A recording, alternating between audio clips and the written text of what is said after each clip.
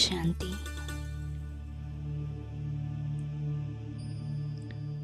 என் நிச்சயில் இருக்கும் பிரகாசமிக்க அதிர்ஷ்டத்தின் ரேகைகள்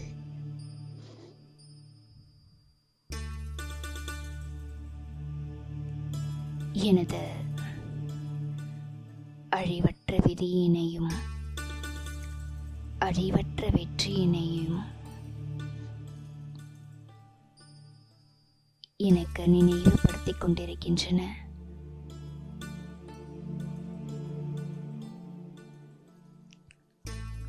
எனது பாக்கியத்தை பார்த்த ஆஹா ஆஹா என்ற மகிழ்ச்சியின் பாடல் எனது மனதில் தொடர்ந்து ஒலித்துக் கொண்டே இருக்கின்றன.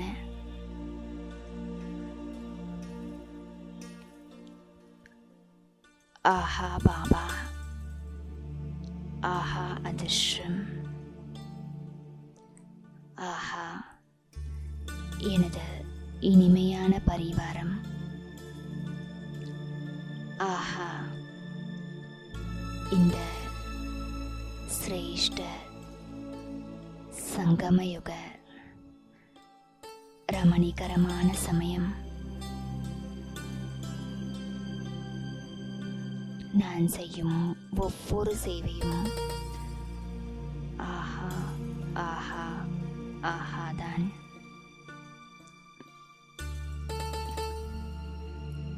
நான் அழிவற்ற அதிர்ஷ்ட நட்சத்திரம்.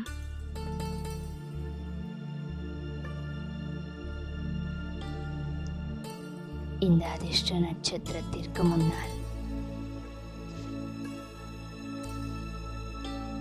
ஏன், எதற்கு நான் என எதுவும் வரவே முடியாது. அதற்கு பதிலாக ஆஹா ஆஹா பாபா பாபா என்று ஆழ் மனதிலிருந்து சதா ஒலித்துக் கொண்டே இருக்கின்றது. நான் அதிர்ஷ்ட நட்சத்திரம்.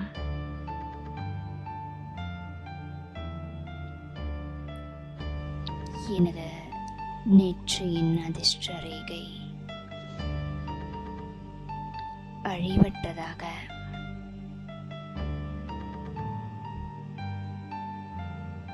அழிக்க முடியாத வெற்றியுடையதாக இருக்கின்றது. ஓம் சாந்தி. ஓம் சாந்தி. 13/12/2024 காலை முரளி. முரளியின் சாரம். பாபா சொல்றார், இனிமையான குழந்தைகளே, தன்னுடைய லட்சியம் மற்றும் லட்சியத்தை வழங்கும் வள்ளலாகிய தந்தையை நினைவு செய்தால் தெய்வீக குணங்கள் வந்துவிடும். பிறருக்கு துக்கம் தருவது, நிந்தனை செய்வது, இவை அனைத்தும் அசுர லட்சணங்கள் ஆகும். கேள்வி: தந்தைக்கு குழந்தைகளாகிய உங்கள் மீது மிகவும் உயர்ந்த அன்பு உள்ளது. அதன் அடையாளம் என்ன? பதில்: தந்தையிடம் இருந்து கிடைக்கும் இனிமையிலும் இனிமையான அறிவுரைகளை கொடுப்பதே அவருடைய உயர்ந்த அன்பின் அடையாளம் ஆகும். தந்தையின் முதல் அறிவுரை என்னவென்றால், இனிமையான குழந்தைகளே, ஸ்ரீமத்துக்கு புறம்பாக எந்தவிதமான தலைகீழான காரியமும் நீங்கள் செய்யக்கூடாது. இரண்டாவது, நீங்கள் மாணவர்கள். நீங்கள் தங்கள் கைகளில் சட்டத்தை எடுத்துக்கொள்ளக்கூடாது. நீங்கள் தனது வாயிலிருந்து எப்போதும் ரத்தினங்களையே பேசுங்கள், கற்கள் போன்ற சொற்களை அல்ல. ஓம் சாந்தி. பாபா குழந்தைகளுக்கு புரிய வைக்கின்றார். இப்போது நீங்கள் லக்ஷ்மி நாராயணரை நன்றாக பார்க்கிறீர்கள். இதுவே லட்சியம் மற்றும் குறிக்கோள் ஆகும். அதாவது நீங்கள் இவர்களுடைய குலத்தைச் சேர்ந்தவர்களாக இருந்தீர்கள். எவ்வளவு இரவு பகலுக்கான வித்தியாசம் உள்ளது! ஆகையால் அடிக்கடி நீங்கள் இவர்களை பார்க்க வேண்டும், நாம் இப்படி ஆக வேண்டும் என்று. இவர்களின் மகிமையை நல்ல விதமாக அறிவீர்கள். இந்த லக்ஷ்மி நாராயணனின் படத்தை சட்டை பையில் வைப்பதனாலேயே குஷி இருக்கும். உள்ளுக்குள் இரண்டுங்கெட்டான் நிலை, குழப்பமான நிலை இருக்கக்கூடாது. இது தேக அபிமானம் என்று சொல்லப்படுகிறது.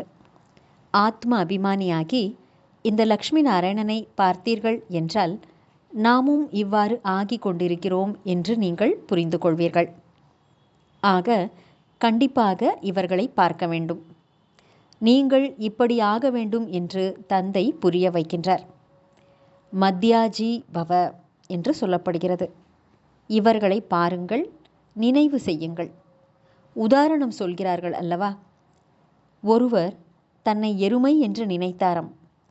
பிறகு தன்னை எருமை என்றே புரிந்து கொள்ளத் தொடங்கிவிட்டாராம். இது நம்முடைய லட்சியம், குறிக்கோள் என்று நீங்கள் அறிவீர்கள். லக்ஷ்மி நாராயணனைப் போல ஆக வேண்டும். எப்படியாவது தந்தையின் நினைவின் மூலம் ஆக வேண்டும்.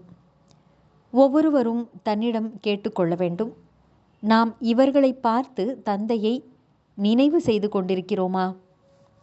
பாபா நம்மை தேவதையாக ஆக்குகிறார் என்று புரிந்திருக்கிறீர்கள். முடிந்த அளவு அவரை நினைவு செய்ய வேண்டும். நிரந்தரமாக நினைவு இருக்க முடியாது என்று பாபாவே சொல்கிறார். ஆனால் முயற்சி செய்ய வேண்டும். இல்லற விஷயங்களின் காரியங்களை செய்தபடியே லக்ஷ்மி நாராயணரை நினைவு செய்தால் தந்தை கண்டிப்பாக நினைவில் வருவார். தந்தையை நினைவு செய்தால் நாம் இப்படி ஆக வேண்டும் என்பது கண்டிப்பாக நினைவில் வரும். இந்த நினைவிலேயே மூழ்கி இருக்க வேண்டும். அப்போது நீங்கள் ஒருவர் மற்றவரை ஒருபோதும் நிந்தனை செய்ய மாட்டீர்கள். இவர் இப்படி இருக்கிறார், அவர் அப்படி இருக்கிறார் என்று. யார் இந்த விஷயங்களில் ஈடுபட்டிருக்கிறார்களோ அவர்கள் உயர்ந்த பதவியை அடைய முடியாது. அப்படியே இருந்து விடுவார்கள். எவ்வளவு எளிதான முறையிலே புரிய வைக்கப்படுகிறது. இவர்களை நினைவு செய்து தந்தையை நினைவு செய்தீர்கள் என்றால் இவர்களைப் போல, அதாவது லக்ஷ்மி நாராயணரைப் போல ஆகியே தீர்வீர்கள். நீங்கள் இங்கே முன்னால் அமர்ந்திருக்கிறீர்கள். அனைவர் வீட்டிலும் இந்த லக்ஷ்மி நாராயணனின் படம் கண்டிப்பாக இருக்க வேண்டும். எவ்வளவு துல்லியமாக உணர்த்தும் படம்! இவர்களை நினைவு செய்தீர்கள் என்றால் தந்தையின் நினைவும் வரும். முழு நாளிலும் மற்ற விஷயங்களுக்கு பதிலாக இதையே சொல்லிக் கொண்டிருங்கள். இன்னார் இப்படி இப்படி என்று. இப்படி பிறரை நிந்தனை செய்வது, இப்படிப்பட்டவர்கள் இரண்டும் கெட்டான் நிலையுடையவர்கள் என்று சொல்லப்படுவார்கள். நீங்கள் உங்களுடைய புத்தியை தெய்வீகமாக ஆக்கிக்கொள்ள வேண்டும்.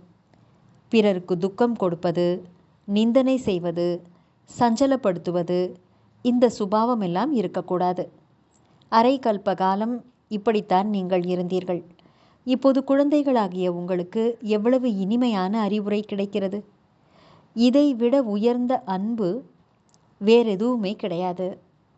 ஸ்ரீமத்திற்கு புறம்பாக வேறு எந்த தலைகீழான காரியமும் செய்துவிடக்கூடாது.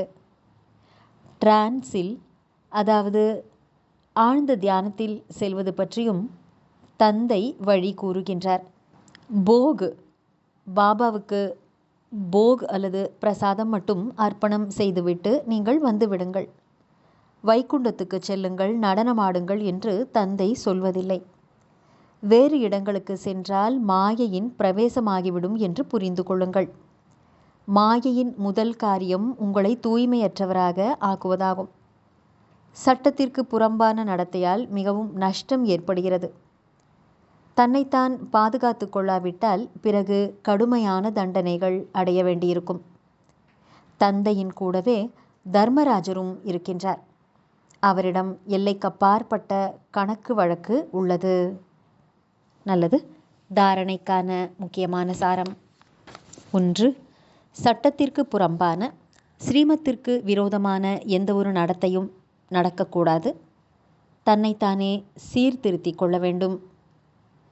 சீச்சி என்று சொல்லக்கூடிய அழுக்கான கீழான மனிதர்களிடமிருந்து தம்மை பாதுகாத்து கொள்ள வேண்டும். இரண்டாவது, பந்தனத்திலிருந்து விடுபட்டவர் என்றால் முழுமையிலும் முழுமையாக தந்தையிடம் பலியாக வேண்டும். தங்கள் பற்றுதலை நீக்கிவிட வேண்டும். ஒருபோதும் யாரையும் நிந்தனை செய்யவோ பரசிந்தனை செய்யவோ கூடாது. அழுக்கான கெட்ட சிந்தனைகளிலிருந்து தன்னைத்தான் விடுவித்து கொள்ள வேண்டும். வரதானம்: சக்திசாலி ஸ்திதி என்ற ஸ்விட்சை ஆன் செய்து வீணானதின் இருளை நீக்கக்கூடிய அவ்யக்த ஃபரிஷ்தா ஆகுக. சக்திசாலி ஸ்திதி அல்லது சக்திசாலி மனோநிலை என்ற ஸ்விட்சை ஆன் செய்து வீணானவற்றின் இருளை நீக்கக்கூடிய அவ்யக்த ஃபரிஷ்தா ஆகுக. விளக்கம்: எப்படி ஸ்தூலமாக லைட்டினுடைய ஸ்விட்சை ஆன் செய்ததும் இருள் நீங்கி விடுகிறதோ அவ்வாறு சக்திசாலி மனநிலை என்பது ஸ்விட்ச் ஆகும். இந்த ஸ்விட்சை ஆன் செய்யும்போது வீணானவற்றின் இருள் நீங்கி போய்விடும். ஒவ்வொரு வீணான எண்ணத்தையும் நீக்குவதற்கான முயற்சியிலிருந்து நீங்கள் விடுபட்டு விடுவீர்கள்.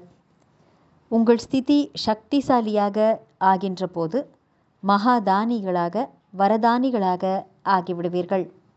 ஏனென்றால் வள்ளலின் அர்த்தமே சக்திசாலியாக இருப்பதாகும். சக்திசாலியாக இருப்பவர்களால் தான் கொடுக்க முடியும். மேலும் எங்கு சக்தி இருக்கிறதோ அங்கு வீணானவை எல்லாமே அழிந்து போய்விடும். இதுதான் அவ்யக்த ஃபரிஷ்தாவின் சிரேஷ்டமான காரியம் ஆகும். ஸ்லோகன்: சத்தியத்தின் ஆதாரத்தின் மூலம் அனைத்து ஆத்மாக்களின் உள்ளபூர்வமான ஆசீர்வாதங்களை பிராப்தியாக அடைபவர்கள்தான் பாக்யவான் ஆத்மா ஆவார்கள். நல்லது. இனிமையிலும் இனிமையான வெகு காலம் கழித்து காணாமல் போய் மீண்டும் தேடி கண்டெடுக்கப்பட்டுள்ள செல்லமான குழந்தைகளுக்கு தாயும் தந்தையுமான பாப்தாதாவின் அன்பான நினைவுகள் மற்றும் காலை வணக்கம். ஆன்மீக குழந்தைகளுக்கு ஆன்மீக தந்தையின் நமஸ்காரம். ஆன்மீக தந்தைக்கு ஆன்மீக குழந்தைகளின் நமஸ்காரம். ஓம் சாந்தி.